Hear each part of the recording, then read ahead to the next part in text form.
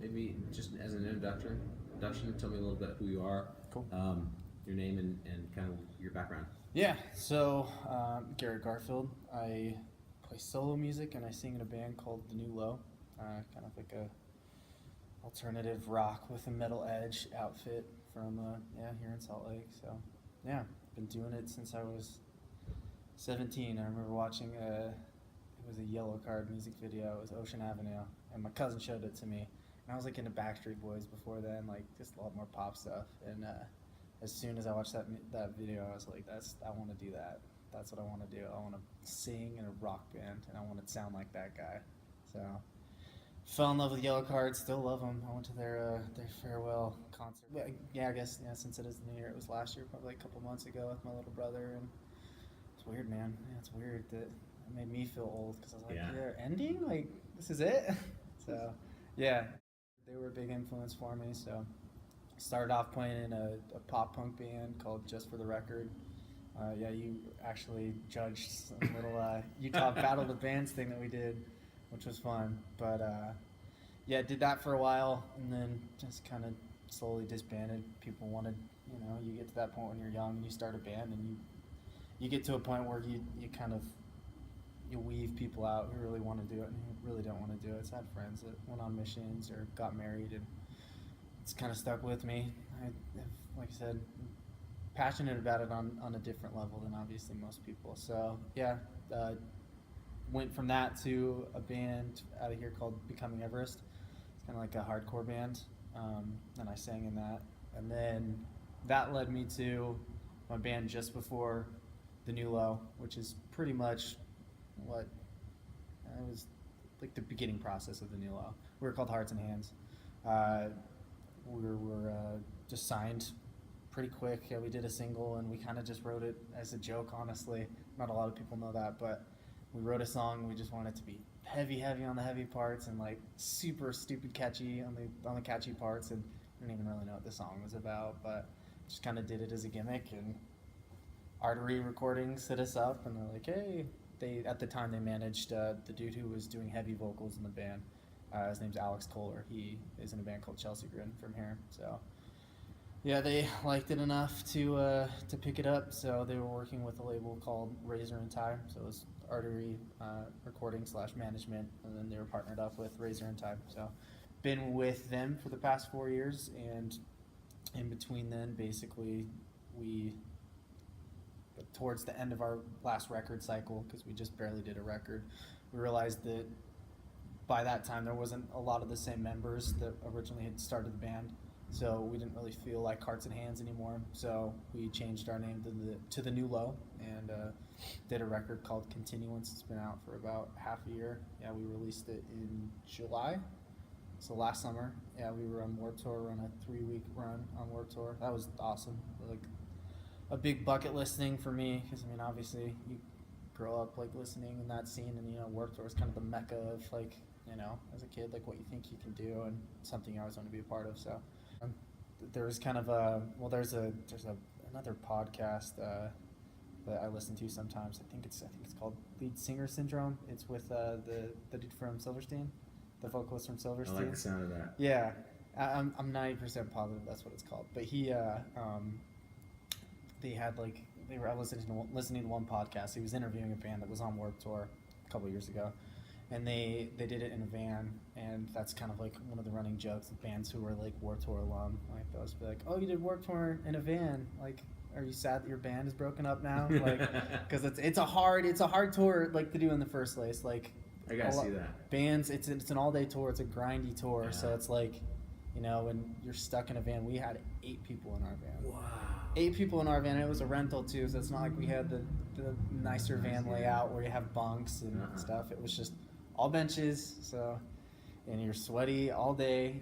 A lot of people don't realize that you don't really have the opportunity to like go shower or go do things. You don't have time to go stay in hotels that night because you're literally driving right to the next city, and it's not like you wake up right around 3 and we'll have loading at 5 for your show. It's like you were loading in at like 7:30 in the morning trying to get a good spot for merch, and it was hard. But no, it's like I said, the all the sacrifice was definitely worth the reward. It was a really good time, and I got to meet a lot of cool people and do a lot of cool things. So yeah, we got off Warped and kind of been home since. We just I was telling you earlier, we changed management. So we parted ways with our manager on Warped Tour actually, and yeah, working with a guy named Matty Arsenal who runs a group called the Reclaim Management Group, and he's awesome. Manages, like I said, Paris. So really grateful to be with him, and he's a good guy to be involved with because he works his butt off. So yep, just been at home, and we're hoping to be on the road sometime in May. So just waiting for the formalities, and hopefully we'll be out of here by then. But exactly, as a musician, like, well, it's especially when you're starting out, it's the big thing. You rely on family and friend support, you know, to come out and watch your show, and a lot of times you feel like it's like a burden. We really tried to like promote like a band culture of like our friends liked coming to our shows, and it's more of like a party. So yeah, it kind of just started there, and it grew obviously into where I got noticed enough by people who were a little bit more established in the local scene that kind of hopped into the next thing and hopped into the next thing. They got me to the next step. So just, yeah, really, it's just all about putting yourself out there and not being afraid to. That word of mouth is, Yeah. it's kind of a lost art. Like if you have a product that's good enough for somebody to want to tell somebody else, and I kind of, that's something that stuck with me, like as not just a musician, but as a listener and a fan of other music. It's when I find a band that I love and that's doing something that I think is awesome, the first thing I want to do is tell other people. So, you know, like I said, word of mouth, if you have a good enough product and you are doing something that's real and meaningful to people, they're going to want to show it to other people. So that's the ultimate form of flattery to me, is, you know, when somebody says, oh, I found out about you guys through my friend that listens to you. So yeah, just trying to create something that, I don't know, has that kind of impact. Definitely been in a lot of projects. I have two right now really that I'm doing. I do my solo music, which I'm gonna have an EP release sometime this year. I'm just kind of dealing with some legal stuff to where I can even get it out, but I have an EP that, yeah, solo EP. It's kind of geared a little bit more towards pop. It's like I told you before, it's like alternative music dressed up as pop. So it's a lot of pop structuring stuff that'll get stuck in your head, but I really try to bring like an alternative vibe to it underneath with the undertones. So I have that solo music, and then I'm also still doing the new Low. So I would say the most meaningful song to me on the record would be, it's tough. It would probably be between Start Over, which is the acoustic song on the record, or a song called Afraid, which is kind of, they're both a little different than the overall vibe of the record. They're not as drivey. They're like the more emotional, like ballady type stuff. And I've always had like a kind of special place in my musical heart for that kind of music, and I tend to write, I feel like, my best material when it's through that kind of sound. So yeah, those are probably the two that mean the most to me. I mean, like the ones that I like to jam the most, you know, they're probably like the fan favorite ones, like Burning Bridges or like Get What You Give or Not Afraid. But yeah, I would say Start Over or Afraid would be probably my two favorites. So. Cool. Yeah. Cool. You've done a lot so far. You're young.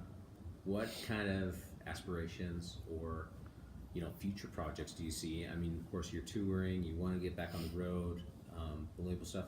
Where do you see yourself? Like, I'm interested in long term. You know, that's where I look at, you know, what we're doing with the charity here and other things. Where do you see, or what ambitions do you have for 5, 10, 20 years? Cool. Yeah. Cool. You've done a lot so far. You're young. What kind of aspirations or, you know, future projects do you see? I mean, of course, you're touring. You want to get back on the road, the label stuff. Where do you see yourself? Like, I'm interested in long term. You know, that's where I look at, you know, what we're doing with the charity here and other things. Where do you see, or what ambitions do you have for 5, 10, 20 years? That's tough. It's I mean, I try to keep my visions of, or I guess my dreams and aspirations, like broad in terms of like, I mean, there are specific goals that I have like in mind. I mean, if I need to list like specific goals, I'd say I want to play Madison Square Garden. That's like a big one for me. I want to play a headlining tour that sells out every date. I want to like release a record that sells over 100,000 records, you know. So there's like specific goals like that. But I mean, in general terms, I mean, I have no idea, I guess, what I'm going to be doing from a musical standpoint in that amount of time. I mean, I do 2 projects, so I guess it's one of those things where I don't put all my chips in, or all my eggs in one basket, I guess what I'm trying to say. I mean, being involved with what you're doing with Music Makes Music is something that obviously I'm interested in being involved in. Obviously, with my solo stuff, that's something I'm passionate about and want to push as far as I can. And obviously with the band stuff, it's a little bit of a different world than like my solo stuff, so I want to accomplish as many goals as I can there as well. But just, and something I always tell people when they kind of ask me what I want out of music is, I guess if I could break it down into simple terms, I want to be able to, even if I'm just like barely scraping by, barely being able to pay my bills, if I can do that just with music, then I'll be happy. You know, I've never been the type of person to be like, oh, I need like the nicest car, I need the nicest house, or whatever. I just want to be able to spend my time doing what I love and be able to make it work from a logistical standpoint. Like, I want to be able, like I said, just pay my bills and be able to live. So that's kind of the main goal. That's the dream. Yeah. Exactly. Yeah, I'm close. I mean, I've been self-employed for the past little bit, but it's not just like off my own music. I've been writing for other people and producing for other people. So it's an interesting situation. I'm writing for a guy out of Louisiana. He's in a project called My Endless Defiance, and it's kind of just like it's an alternative rock project. And basically what I'm doing for him is I'm writing vocals and performing vocals on his record. So it's like a full-time feature thing. So I'm not in the project, but I'm just writing for his project.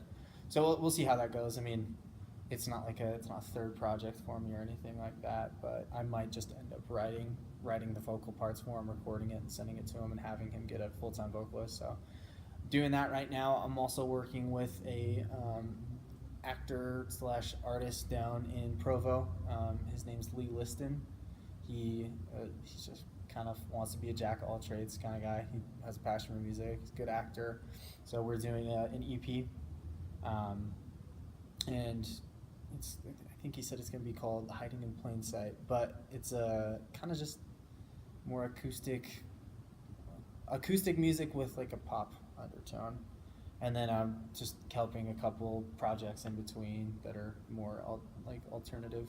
So yeah, doing a couple little things, nothing huge, but staying busy. So the biggest reason that I'm involved in music is I guess the best way I've ever heard it described is when I write a song or when I do something musically, it's like I walk up to and lean over and put my finger in the water and sends a ripple out into the water. And when I feel that ripple come back, that's the confirmation of knowing that touched somebody else or that affected somebody else, and they're sending that ripple back and saying, hey, you're not alone in what you're going through. And vice versa. It's kind of that ultimate balance of human connection, to me at least. So obviously something like Music Makes Music, to where, you know, there's a lot of giving back involved in that. And if I could, you know, on some sort of level, inspire somebody else to be able to feel that energy or that confirmation of knowledge that, you know, you're not alone in what you're going through, then that's definitely something that would be awesome to me. So obviously anything. I mean, I'm pretty open to the possibilities that music brings with anything, I guess. Like I said, not geared toward anything specific about what I will and won't do, but just anything that I think is making an impact and worth my time. So yeah. Mental health is a big thing. Obviously it's cool that it's starting to be kind of taken more seriously and talked about more. You know, it's a real thing. You know, depression is real, anxiety is real. Those are all real things, and those are things that I went through. So I mean, yeah, I've been there, and I guess all I can say is you just gotta stick through it. And you gotta see things through and understand that things are gonna get better.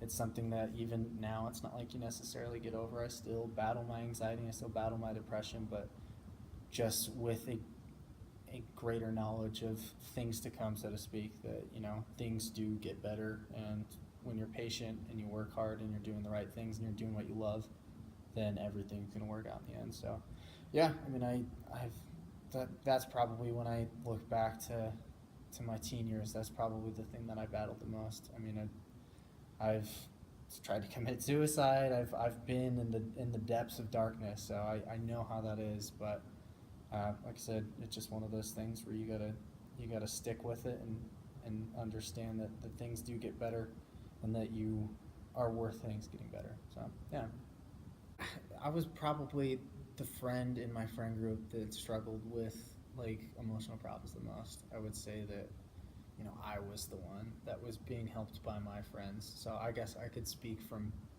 that perspective more than anything. And I mean, I guess from the perspective of, at the end of the day, like, you know, when you're in that state of mind, you can have anybody tell you anything, but at the end of the day, you kind of have to make that choice to fight for yourself and do the little nitty-gritty things that even when you're in that dark place, you don't want to do. But yeah, I guess, like I said, when I was in high school, I dealt with it on kind of a fluctuating frequency. You know, I was on and off with depression and anxiety and dealing with it. But yeah, I was super lucky to have a really good support system. I mean, like I said, my band back then was a really good outlet and release for me. I would say trying to find the things that you're passionate about and almost like drown yourself in it, like do it even when you don't want to do it, like immerse yourself with your talents and like your God-given gifts.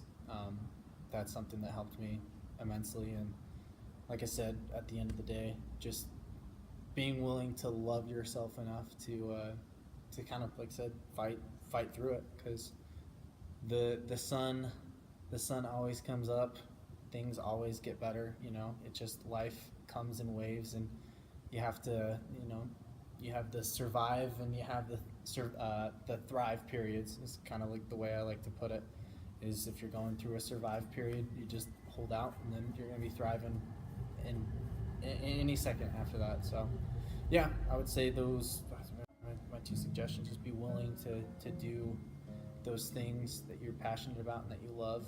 And if you don't know what you love, if you don't know what you're passionate about, be willing to put yourself out there and find those things, you know.